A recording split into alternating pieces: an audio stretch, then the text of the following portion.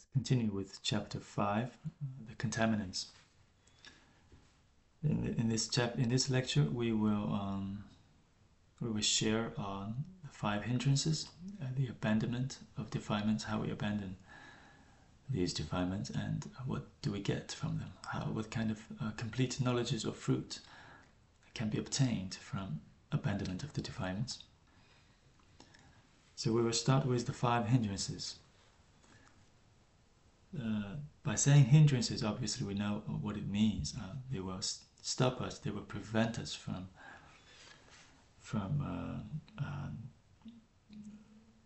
cultivating the good paths, from cultivating the good dharmas, or from progressing along the way towards liberation. And the Master Faba of China said that hindrance has another meaning, that it means that it weighs a burden. There's a burden on the shoulder of sentient beings. Of course, this is a metaphor. So this burden has to be, we have to get rid of these burdens so we can progress further along the noble path. The question is, all contaminants, all defilements, they are indeed hindrances, right? They prevent us from moving forward. So why purposely establish these 5 as shown here? The greed, the pleasure in kamadhatu, the harmfulness, which is obviously also in kamadhatu, and then this torpor, sleepiness, and the restless regret and doubt. Well, because these 5 are strong obstacles for beings in the realm of desire to attain morality, concentration, discernment, and of course, eventually the liberation. And to be more precise, the greed to pleasure in kamadhatu and the harmfulness, these 2 hinder and destroys morality. But it's impossible to have very clean discipline if we do not get rid of this greed to pleasure in kamadhatu, and we have this harmfulness that we want to hurt other people. How can you? Well, then definitely it will be very difficult to maintain morality.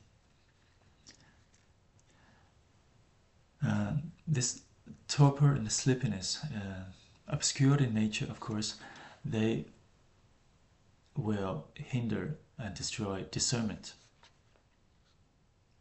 while the restlessness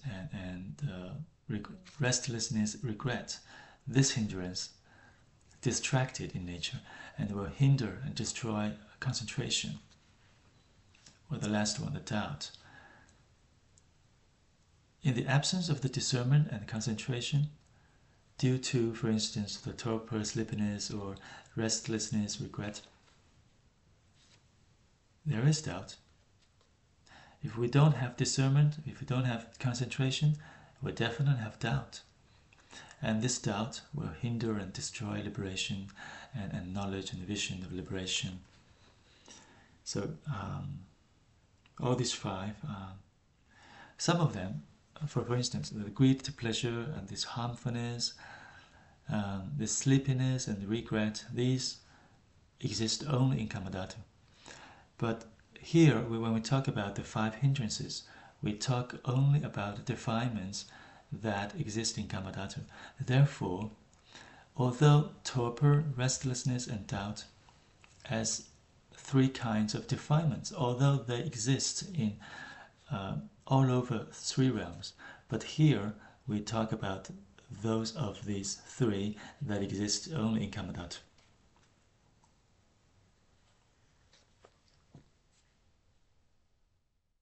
That's important to know.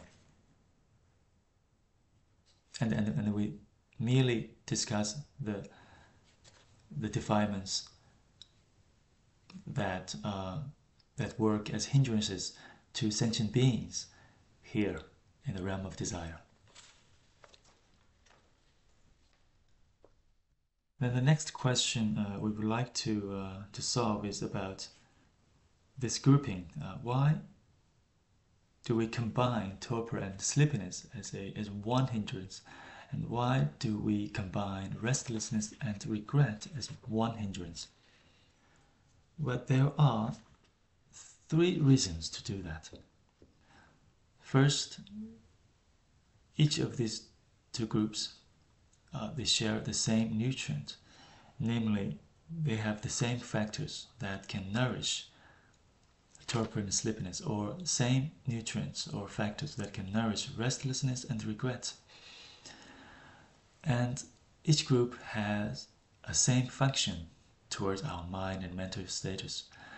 And each of these 2 has a same antidote, the counteragent, to alleviate, to abandon, or to solve them, to abandon them.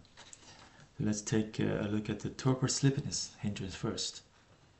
These 2 are grouped as one hindrance. First, because they have same nutrients. They have drowsiness, dislike, yawning, uneven food taking, and mental sluggishness. These 5 will nourish torpor and sleepiness. So that's why we say they have the same nutrients. This drowsiness is when it is very difficult to open your eyes. Your eyelids get really heavy. That's drowsiness. And dislike is not cheerful. It's getting bored. When you do something and you start to get bored, you start to dislike it. Well, that's dislike. Not very cheerful. And then about the yawning, well, we all know what that is. Especially when we get tired, yawning starts. And then we have this uneven food taking. Well, uneven, it's a terminology of Abhidhamma. What it really means, well, I would say it's a very polite way to say that one eats too much. It's a very polite way to say eating too much. And the last one, mental sluggishness. It is that one is less capable. It's getting less capable of clearly apprehending objects. We can also say that it is a kind of lack of exercise, lack of mental exercise. So it gets this kind of sluggishness. Not easy to focus, distracted. And these 2, torpor and sleepiness, are combined as one hindrance also because they have the same function. They will make our mind down and unclear, or the word languid, down and unclear. And these 2 also share a same antidote, that is the perception of light. So by perception, or by visualization of light, we can actually alleviate or abandon this torpor sleepiness hindrance. How? We got some really good advice from Master Zhimin of China. He advised that we can visualize light from a lamp, light of a lamp, if our torpor sleepiness is not very strong, it's weak. So by visualizing light from a lamp can really help in this case. And then if our torpor sleepiness is at a medium level, it's not weak and it's not very strong yet, we can visualize light from a bonfire, from a pile of wood that is on fire. And if we have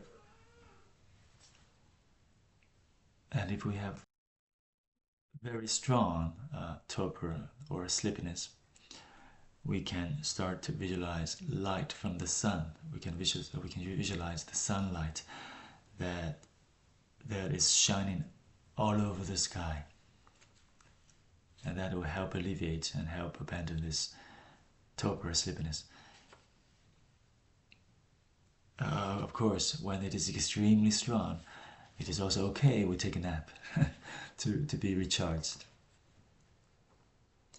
Khenpo Sodaji, he said that we can every evening before we every night before we go to sleep, we can visualize ourselves, to be surrounded by light.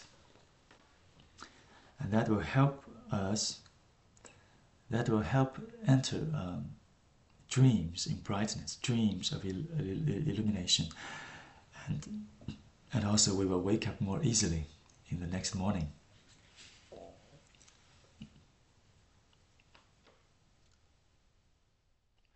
About and then let's take a look at the restlessness and the regret. They are also grouped as one hindrance. Why? Likewise, they share the same nutrients, they have the same function, and they have the same antidote. First, there are same things that will nourish them, that will facilitate the arising of these two. And they are thinking about one's relatives, and maybe close friends too, thinking about one's country, homeland, and thinking about the immortals, and thinking about one's former experiences. These four are the shared nutrients to restlessness and regret. When we say that one thinks about one's relatives, just imagine there could be chaotic and complicated family relations, and there's marriages and funerals, also many birthday parties and endless gatherings as well. This will help bring about restlessness. They just make us restless. We cannot stop thinking. Too many things. And if we get disappointed from these relations or gatherings, or if we get dissatisfactory, or if they are below our expectation, or if we lose fortune, or if we lose connections with them, regret will come. Regret will take place. And plus the other three nutrients, we cannot set free from the many but trivial things in our daily life. And so we cannot really get an opportunity to start cultivating the good dhammas that can guide us to liberation. One think about one's own country or homeland. Sometimes we say we get homesick. It's also, it will increase our restlessness or maybe regret. And then thinking about the immortals, what does that mean? Well, it means one is in lack of an idea of impermanence. So one will do a lot of things, one is busy with a lot of stuff, one gets occupied with many, many things, and every day as if he will never die, as if he will exist permanently. And one's former experiences as well, those, for instance, where one has been, what one has done, and good or bad, right or wrong, and so on, many previous experiences. If those are good or right, or has brought many things, or bring reputation and so on, it will increase our restlessness. And if those are things that brought us failure, or those are bad or wrong and so on, we might regret. So these are the nutrients to restlessness and regret. And they have the same function, and that is to make our mind not calm. So how to counteract with these two? The solution is calm abiding, is to cultivate on calm abiding. Calm abiding is also called samatha. For instance, we start practicing on the meditation. We start practicing the meditation on the loathsome, or we start practicing with mindfulness of our breathing. These are calm abiding practices, and it will help these are antidotes to restlessness and regret.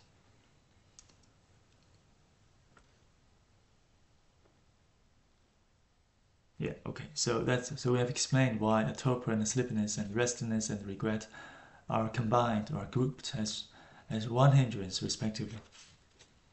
Now let's take a look at the abandonment of the defilements. How do we actually abandon these defilements? These are important. These are very important to know, right? And defilements, we have two kinds: to be abandoned by the passive vision or to be abandoned by the passive cultivation. They are to be abandoned in different ways as well. And for those 88 defilements to be abandoned by the passive vision, the most common way to abandon them is through complete insight into the cognitive objects. And that means through complete knowledge into the noble truth, by pure and direct realization of the truth. And of course we will have more details to come in chapter 6 regarding the involved pure receptivities and pure cognitions. But here we just need to know the principle. For instance, one arises greed or hostility and other defilements. When he takes a fake man as pure, as real, when he takes a fake man as real, then he might arise greed and hostility and so on. And such defilements will disappear, will be abandoned when he knows the truth, that the man is not real, it's just a fake man. Just give you an example. And we need to abandon them. The most common way is to abandon these by the passive vision, by the pure noble path. And normally we will not call one a noble being unless he has abandoned these 88 defilements. And they are abandoned if it's by the passive vision. It happens really fast, in just a few moments, the 16 moments, right? We have mentioned earlier. It's just like 1,000 years of darkness that has existed in a place, in a cave. It can't be abandoned. It can be pierced. It can be penetrated immediately with one single lamp. That's the metaphor for us to understand how we abandon those defilements by the passive vision. Yeah, that's a good metaphor for us to understand it. And next, let's take a look on those defilements to be abandoned by the passive cultivation. Well, they are abandoned through a rising of the counteragents gradually. They're unlike those to be abandoned by passive vision. They can happen in just a few moments, in 60 moments, just like a light penetrating into the darkness. It's not that way. The defilements to be abandoned by passive cultivation happens gradually. And we can actually categorize each defilement of this. For instance, the greed or the hostility that exist in the three realms, we can divide each of them into 9 categories, from the weak all the way to the strong. And for the strong category of the defilements, the weak path is the counteragent. And for the weak category of the defilements, we need the strong path to counteract this type. So and it's like this is pretty much like washing clothes, right? The most obvious, the dirtiest part that we can see with our naked eyes, we can most of the time we can easily just wash them away by shaking the clothes or by putting them in the water and soaking it for a while. They're gone. However, those less apparent dirt or stains that remains in the clothes, that would take some effort to wash it away.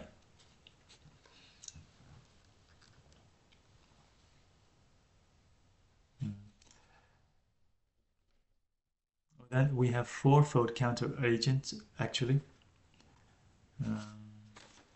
First one is abandonment. Abandonment means the counter agent of abandonment. Here the word abandonment is not a general word. It actually means that the unhindered path.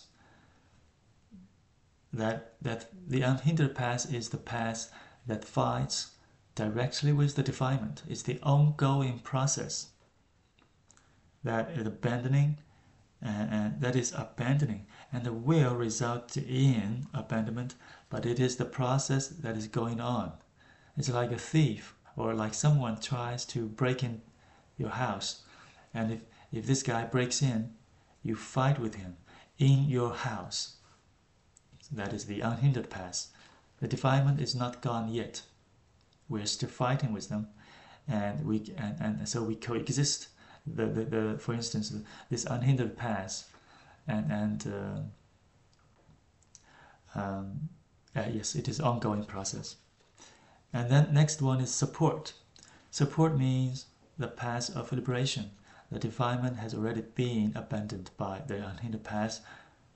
It's abandoned. So like the one breaking into your house, you fight with him, and you manage to kick him out of your house, and you lock the door. So that is the path of liberation. The next one is distancing. So that's the path through which the possession of the defilement, which we have previously cut off, which we have abandoned already, is further distance. It's like you have kicked out that guy out of your house, and he is getting further and further away from you, from your house. That's the distancing. And of course we also have this disgust. That's the preparatory path before the actual abandonment. According to Vasubandhu, an order that makes sense, a reasonable order of these four, is that we start from disgust, from the preparatory path before the actual abandonment, before the unhindered path. Then we have the abandonment, the unhindered path that is fighting with the defilement, and next is support, and finally distancing. According to Vasubandhu, that is the order that really makes sense, the reasonable one, by placing disgust as the first. Well, according to Samgabhadra in his commentary, he gave us 4 reasons that why disgust is not mentioned as the first. The first reason is this disgust as the preparatory path is uncertain to be followed by another path, unlike the abandonment, or unlike the unhindered path. It will certainly be followed by support, by the path of liberation. Also, the distancing, it will certainly follow, certainly arise after the support. But it's not a certainty of this, like it's not a certainty for disgust. A disgust may be followed by more preparatory path. It may not be directly followed by the unhindered path, which will start the fighting with the defilement. And the preparatory stage may last for a very long time. The second reason is that the preparatory path can be before the unhindered path. It can also arise after the distancing. So after the distancing, one can arise another disgust, another preparatory path, in order to have another unhindered path, to abandon another defilement. So this disgust can happen, can arise in not necessarily right before abandonment. It can also arise after distancing, and then it doesn't have to be followed by abandonment. That's the second reason. And then the third reason is that a Pudgala may attain arhathood. That a sentient being can be a perfected being with just one disgust or one preparatory path. and that is the preparatory path right before the Vajra Samadhi. It can also be many. It can also be two preparatory paths before the Vajra Samadhi. It can be many preparatory paths before the Vajra Samadhi, before the unhindered path of which we call Vajra Samadhi, for one to become a perfected being. And the last reason, as Samgabhadra mentioned, is that in a general meaning, this word discussed, or this word preparatory, is a relative word actually. It is difficult to really define preparatory. For instance, in a general way, we can also say that the abandonment, the unhindered path, is also a preparatory path, is also a preparatory stage for the support, for distancing. So it is a relative definition for the above four reasons. Vasubandhu said, well, it is not necessary to mention disgust or the preparative path as the first. But at the same time, Vasubandhu would say that from disgust to abandonment to support to distancing, that is a very reasonable order. We're talking about the abandonment of the defilements to be abandoned by the path of cultivation. Of course, we'll talk a lot more about the path of vision and the path of cultivation in chapter 6 with more details. That is for now. After break, we will continue with classification of complete knowledges and what kind of fruit we can get with abandonment of these defilements.